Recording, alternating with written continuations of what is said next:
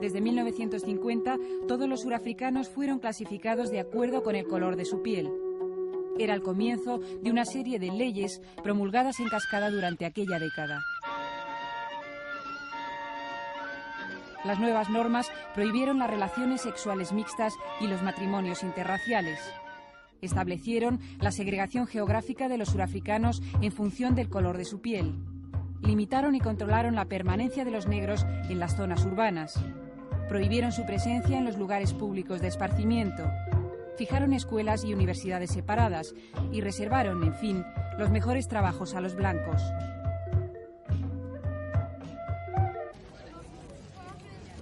Una de las leyes más odiadas fue la del pase, un carnet que todo surafricano debía llevar consigo y que recogía desde sus datos personales hasta las zonas en que debía permanecer.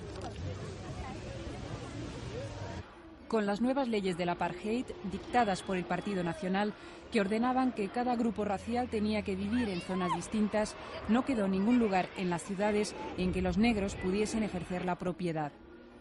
En 1953, el gobierno ordenó el desalojo de los 60.000 habitantes de Sophiatown, un suburbio cercano a Johannesburgo, donde algunos negros habían conseguido adquirir una vivienda. Para Nelson Mandela y el Congreso Nacional Africano, una organización de clérigos, maestros e intelectuales negros, surgida a comienzos de siglo, la defensa de Sophiatown se convirtió en la clave de una campaña no violenta a nivel nacional contra el apartheid. Pero esta campaña no disuadió al gobierno de su política de traslados forzosos y la mayoría de los habitantes del suburbio fue desplazada a un nuevo estado que más tarde se llamaría Soweto. En aquellos años, los niños africanos fueron divididos en función de los diferentes lenguajes tribales en escuelas primarias separadas. En Soweto se delimitaron también zonas de residencia en base a los mismos criterios. El gobierno suponía que si dividía étnicamente a los negros, les resultaría imposible unirse. Sin embargo, lo que unió a los africanos fue el endurecimiento de la política del pase, que durante mucho tiempo había mantenido a los negros alejados de las ciudades.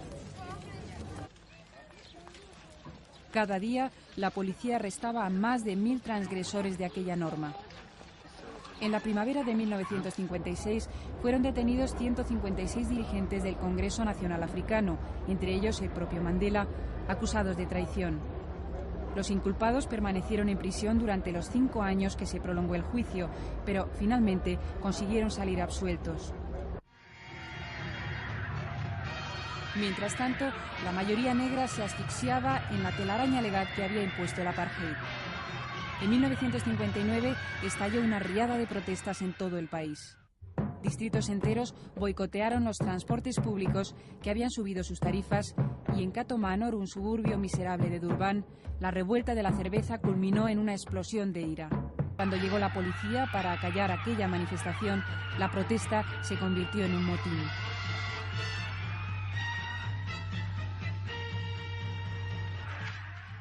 En marzo de 1960, la oposición negra convocó un levantamiento bajo la consigna de que todos los negros dejasen ese día sus pases en casa.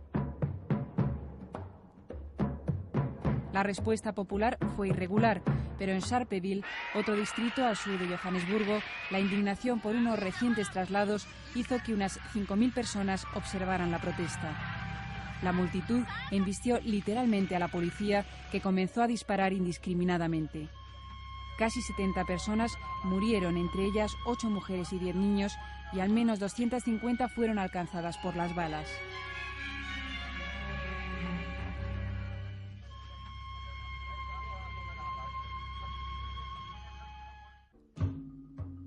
Tras la matanza de Sharpeville, la organización de Mandela fue declarada ilegal y se inauguró una nueva era entre los negros y Pretoria. El pánico se adueñó de los blancos hasta tal punto que sus mujeres se entrenaban a diario en el manejo de armas. En 1961, el gobierno rompió los lazos que, a través de la Commonwealth, mantenía aún con la metrópoli.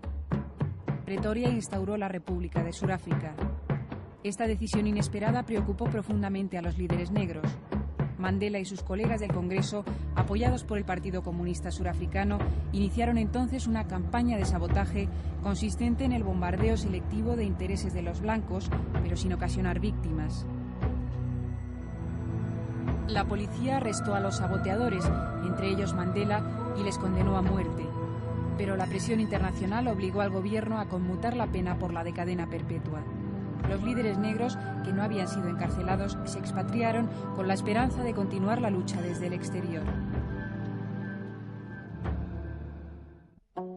En aquella década de los 60, Sudáfrica se convirtió en el blanco de todas las condenas mundiales, particularmente de las Naciones Unidas, que reprobaron la política racista de Pretoria, prohibieron el envío de material militar al país y propusieron un embargo contra Sudáfrica.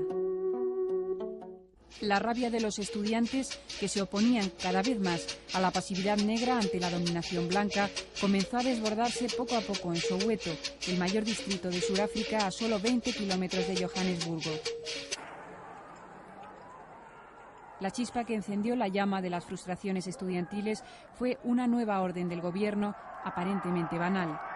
La ley obligaba a los alumnos de las escuelas secundarias a aprender determinadas disciplinas en el odiado idioma de los blancos.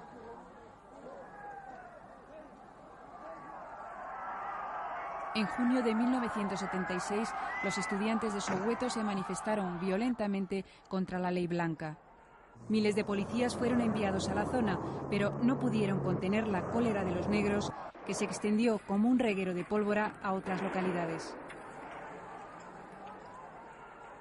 El motín se prolongó durante un año y se cobró al menos 575 vidas.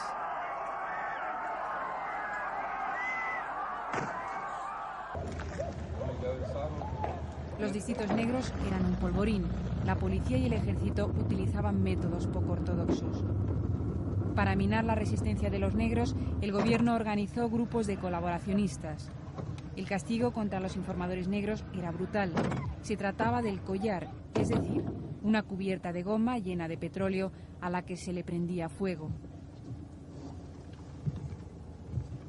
En junio de 1986, Botha olvidó sus proyectos reformistas y decidió actuar. Declaró el estado total de emergencia, encarceló a 20.000 personas e impuso una férrea censura de prensa. El apartheid no estaba dispuesto a adaptarse tanto como para morir. La política de concesiones a la mayoría negra se recuperó con la ascensión al poder en 1989 de Frederick de Klerk. De Klerk prometía una Sudáfrica libre de los antagonismos del pasado. El presidente surafricano puso en práctica una serie de medidas que consiguieron sorprender al mundo y a la comunidad negra. Legalizó el Congreso Nacional Africano y otras organizaciones, como el Partido Comunista, levantó el estado de excepción, que había estado vigente 5 años, inició un proceso negociador con varias organizaciones, incluido el movimiento liderado por Mandela, y revocó la legislación discriminatoria. Pero, sobre todo, realizó el acto supremo de reconciliación con la comunidad negra. Liberó a Nelson Mandela de su encierro de casi 3 décadas. Nada más salir de prisión, Mandela, el símbolo de las aspiraciones de la negritud, aseguró con firmeza que aún quedaban razones para la lucha armada en Sudáfrica. Sin embargo, la lenta pero imparable política reformista de De Klerk hizo sentarse a Mandela a negociar con el presidente. Empezó una transición única y extraordinaria que llevó a Sudáfrica de una dictadura segregacionista blanca a una democracia multirracial que dio paso a unas elecciones libres. Y con ellas Nelson Mandela llegó a la presidencia, así como una nueva constitución que miraba igual a blancos y negros. El protagonismo de Nelson Mandela en un proceso que se presagiaba marcado por el odio y su rechazo determinante a aplicar medidas radicales le han convertido probablemente en la figura política más admirada y respetada universalmente de nuestro tiempo.